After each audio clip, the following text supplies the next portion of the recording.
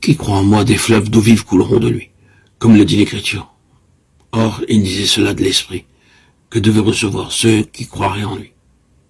Car le Saint-Esprit n'avait pas encore été donné, parce que Jésus n'était pas encore glorifié.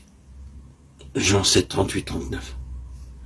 Notre Seigneur promet ici que ceux qui vont à lui pour boire non seulement n'auront plus soif, mais qu'ils deviendront eux-mêmes des sources d'eau vive, des fleuves de vie et de bénédiction.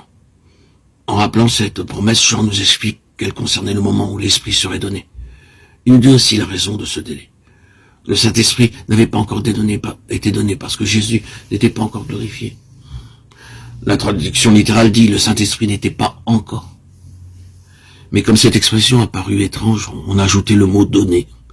Cependant, si nous prenons le texte tel qu'il est, nous comprendrons mieux pourquoi l'Esprit ne pouvait pas être donné avant que Jésus fût glorifié. Dieu s'est révélé de deux manières, comme Dieu sous l'ancienne alliance et comme Père sous la nouvelle alliance. Nous savons aussi que le Fils, après avoir été dès le commencement avec le Père, Jean 1, 1, 2, entra dans une nouvelle phase d'existence en devenant chair, Jean 1, 14.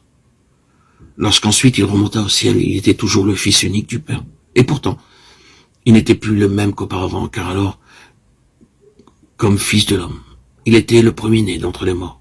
Colossiens 18, Apocalypse 1, 5. Revêtu de cette humanité glorifiée qu'il avait sanctifiée parfaitement pour lui-même. De même, le Saint-Esprit, lors de son effusion le jour de la Pentecôte, était réellement quelque chose de nouveau. Sous l'ancienne alliance, il avait toujours été appelé l'Esprit de Dieu ou l'Esprit de l'Éternel. Il ne portait pas alors le nom de Saint-Esprit, comme un nom lui étant propre.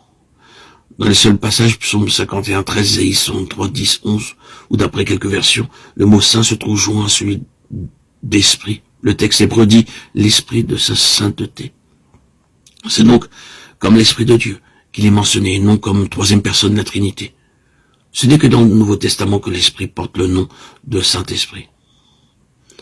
Ce n'est que lorsqu'il vint préparer la voie pour Christ et lui former un corps